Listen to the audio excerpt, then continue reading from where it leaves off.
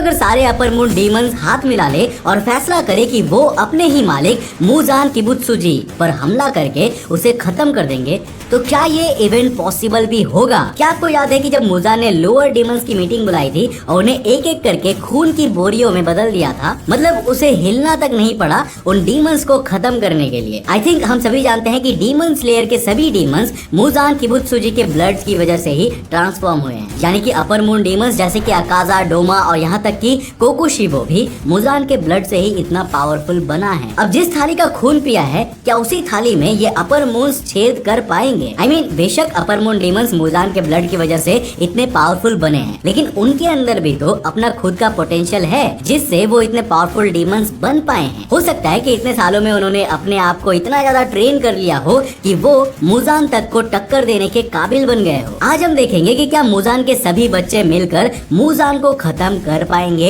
या नहीं। अब देखिए, सबसे पहले तो हमें कंडीशन को पूरी तरह से खत्म करना पड़ेगा। डीमन स्लेयर में जितने भी डीमंस होते हैं ना, वो सभी मुजान के सेल्स के थ्रू डीमन बने हैं और हमें ये सीरीज में बार बार दिखाया गया है कि मुजान उन सेल्स को आराम से कंट्रोल कर सकता है। लोअर मून डीमंस की मीटिंग में मुजान ने सभी को सिर्फ एक लुक से अपने घुटनों पर बैठा दिया था, और सिर्फ इतना ही नहीं बल्कि अपर मून 3 अकाजा जब मुजान से मिलने गया था तब भी मुजान ने सिर्फ एक लुक से अकाजा को बेहद डैमेज कर दिया था। मुजान लिटरली अपने डीमंस को कंट्रोल कर सकता है और उनसे अपनी कोई भी बात मनवा सकता है। अब देखो, अगर हमें फाइट को फेयर रखना है ना, तो मुजान की इस एबिलिटी को पूरी तरह से नजरअंदाज करना पड़ेगा। मतलब यार सोच कर देखिए कि मुजान इतना ज्यादा इनविंसिबल है कि फाइट शुरू होने से पहले ही हमें उसकी मेन पावर को छीनना पड़ रहा है। ठीक है, अब जो मैं करने वाला हूँ वो बहुत ही बेवकूफी वाला काम होगा, लेकिन फिर भी अब अंदर की चुल मिटाने के लिए करना तो पड़ेगा ही। तो क्या अपर मून डीमंस अकेले मुजान को हरा पाएंगे? आई नो इसका आंसर काफी सिंपल है, लेकिन फिर भी अब एक बार यही देख लेते हैं कि कोई कितनी बुरी तरह से मरने वाला है। देखो, सबसे पहले तो है ग्यूटारो और डाकी। देखो, ग्यूटारो के पास ब्लड मैनिपुलेशन और सिकल का वेपन है जिससे वो पॉसिबली मुजान के टेंटिकल्स को टक्कर दे पाएगा, लेकिन उसका सबसे इम्पोर्टेंट वेपन यानी कि उसका पॉइजन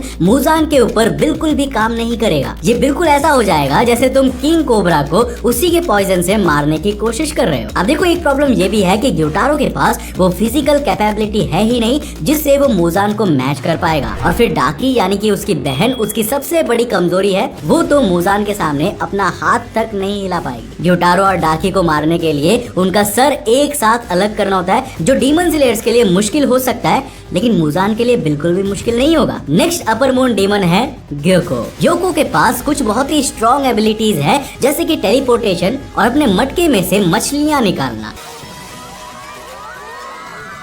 नाउ आई थिंक मुझे बताने की भी जरूरत नहीं है कि ग्योको एक सेकंड भी मुजान के सामने टिक नहीं पाएगा। बेशक जिन्हें ग्योको की एबिलिटीज के बारे में नहीं पता है उन्हें इससे प्रॉब्लम हो सकती है, लेकिन मुजान को उसकी हर एक पावर के बारे में पता है। अपर मून मीटिंग में भी सिर्फ ग्योको ही था जिसपे मुजान ने हमला करके उसे एक ही बार में डैमेज कर दिया था। अब नेक्स्ट अपर मून डीमन हांटेगो पर शिफ्ट करते हैं। देखो, अब ये फाइट ना थोड़ी सी इंटरेस्टिंग हो सकती है। हांटेगो के पास बहुत ही यूनिक एबिलिटीज है जिससे वो मुजान के सामने दूसरे अपर मून्स के कंपैरिजन में ज्यादा देर तक टिक सकेगा। हांटेगो अपने फ्लैश को मैनिपुलेट कर सकता है और हर बार जब उसका सर कटता है ना, वो एक न्यू रूप लेकर जिंदा हो जाता है, बिल्कुल बेन 10 की तरह। नहीं, बेन 10 की पावर्स तो अलग है थोड़ी, जाने दीजिए। हांटेगो के हर क्लोन के पास अपनी यूनिक पावर्स होती है जिससे वो पॉसिबली मुजान को थोड़ा कंफ्यूज कर सकता है, लेकिन अल्टीमेटली मुजान पापा तो मुजान पापा है ना। हांटेगो बच बचा के किसी तरह कुछ मिनटों के लिए मुजान के हाथों मरने से बच जाएगा, लेकिन उसके पास उतनी अटैक पावर्स है ही नहीं कि वो मुजान पर किसी भी तरह का डैमेज डील कर पाए। अल्टीमेटली वो भी हमारे पिछले अपर मून्स की तरह शहीदों के लिस्ट में शामिल हो जाएगा। अब ना थोड़ा सा सीरियस हो जाते हैं। मुजान का नेक्स्ट चैलेंज है अकाजा। देखो, अकाजा डेफिनेटली मुजान को अच्छी टक्कर देने वाला है। मांगा के मुताबिक जितना मैंने सुना है, अकाजा अपने ह्यूमन फॉर्म में भी काफी ज्यादा स्ट्रॉन्ग था। उसका ब्लड डीमन आर्ट बेहद ही ब्यूटीफुल और जानलेवा है। वो बेसिकली अपने ओपोनेंट्स के वीक पॉइंट्स को रिवील कर सकता है। अब ये मत भूलिए कि अकाजा बहुत ही ज्यादा रथलेस भी है। अगर वो मुजान से लड़ता है ना, तो ऐसे लड़ेगा जैसे उसे अपनी जान की परवाह ही नहीं है। अकाजा की मार्शल आर्ट्स स्किल्स और स्पीड डेफिनेटली मुजान के लिए प्रॉब्लम बन सकती है। गलत मत समझना, एंड में तो मुजान ही जीतेगा, लेकिन अकाजा मुजान पर एक दो खरोच तो जरूर कर देगा। अब अगर अकाजा अपने कुछ अटैक्स मुजान पर लैंड कर लेगा तो डाउमा इस फाइट में कैसे करेगा? अब इसके आगे थोड़े स्पॉयलर्स हो सकते हैं, लेकिन डरिए मत, मैं सब कुछ रिवील नहीं करने वाला। देखो, बदकिस्मती से हमें मांगा में डाउमा की पूरी कैपेबिलिटीज नहीं दिखाई गई है। आई थिंक अब तक आपने जितनी भी बार डाउमा को देखा है ना, उतने में ये समझ गए होंगे कि वो एक हैप्पी और चिल्ड डीमन है। वो ऑलमोस्ट किसी भी चीज को सीरियसली लेता ही नहीं है और ये चीज उसके ओपोनेंट्स पर भी लागू होती है। लेकिन इसका ये मतलब नहीं है कि वो पावरफुल नहीं है। उसने मजे मजे में ही अकाजा को बीट करके अपनी डीमन रैंकिंग बढ़ा ली थी ना। बेसिकली अगर डाउमा चाहे तो वो अपनी सभी वीकनेस को अच्छे से कवर कर सकता है और मुझे पूरा भरोसा है कि मुजान जैसे खतरनाक ओपोनेंट्स के सामने वो बेहद सीरियस होकर लड़ाई करेगा। अपर मून 2 डाउमा के पास इनक्रेडिबल परसेप्शन, मोबिलिटी और स्ट्रेंथ है जो पिछले सभी डीमंस के कंपैरिजन में काफी ज्यादा है। यहाँ तक कि उसका ब्लड डीमन आर्ट भी काफी ज्यादा इम्प्रेसिव है। अब वो एग्जैक्टली क्या है ना, वो तो मैं नहीं बताऊंगा, बस समझ लीजिए कि वो बहुत ही ज्यादा जबरदस्त है। डाउमा काफी इम्प्रेसिव तरीके से लड़ाई करेगा और शायद मुजान को काफी ज्यादा डैमेज कर पाएगा, लेकिन इवेंचुअली मुजान किबुत्सुजी डाउमा को अपनी असली औकात दिखा देगा। मुझे पर्सनली लगता है कि मुजान ने इतने सालों से एक अच्छे ओपोनेंट से लड़ाई नहीं की है कि उसे खुद नहीं पता सीरियस होके कैसे लड़ा जाता है। लेकिन यार कोई बात नहीं, नेक्स्ट ओपोनेंट वो सब चेंज करने वाला है। मुजान का नेक्स्ट और आखिरी ओपोनेंट है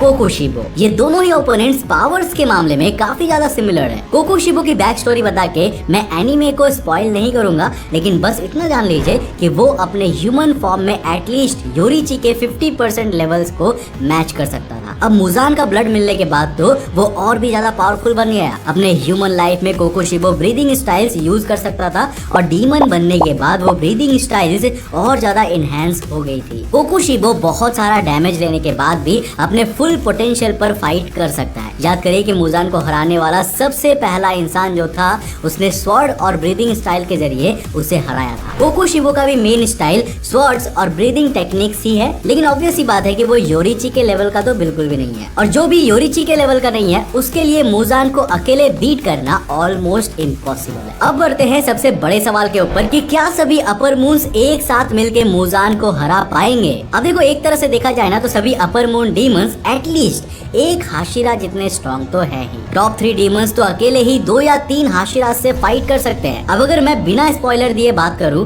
तो बहुत ऑब्वियस सी चीज है कि एंड में हाशिराज और तांजीरो मिलके मुजान को मारने वाले हैं। इस लॉजिक से 6 के 6 अपर मून डीमंस मिलके मुजान को एटलीस्ट थियरी में तो हरा ही सकते हैं। ग्यूटारो, ग्योको और हांटेगो तो मुजान के लिए बिल्कुल बेद की तरह काम करेंगे। उनका इस फाइट में बच पाना नामुमकिन होगा। वो ज्यादा से ज्यादा ये कोशिश करेंगे कि टॉप 3 अपर मून्स के लिए काम थोड़ा सा आसान हो जाए। अकासा और डाउमा अगर साथ काम करे तो पॉसिबली मुजान को फिजिकल फाइट्स में ओवर पावर कर पाएंगे। अब ये नहीं भूलना चाहिए कि हर अपर मून के पास अपना खुद का ब्लड डीमन आर्ट भी है, तो मतलब मुजान को बहुत सारे वैरायटी के अटैक से जूझना होगा। अकाजा और डाउमा मुजान को कड़ी टक्कर दे पाएंगे और फिर इसमें अगर कोकोशिबो को भी ऐड कर दो तो मुजान के बचने के चांसेस बहुत कम लग रहे हैं। अगर अपर मून डीमंस की किस्मत अच्छी रही तो वो मुजान को एटलीस्ट एक मोमेंट के लिए तो ओवर पावर जरूर कर लेंगे, जिस मोमेंट में कोकोशिबो मुजान का सर काट देगा। लेकिन अपनी फाइट यहीं पर खत्म नहीं है। मुझे पूरा यकीन है कि इतने से मुजान मरने वाला नहीं है। अपर मून डीमंस को बार बार उसे ओवर पावर करना होगा और उसका सर काटना होगा। ये फाइट बहुत ही लंबी चलने वाली है, इतनी लंबी कि चांसेस है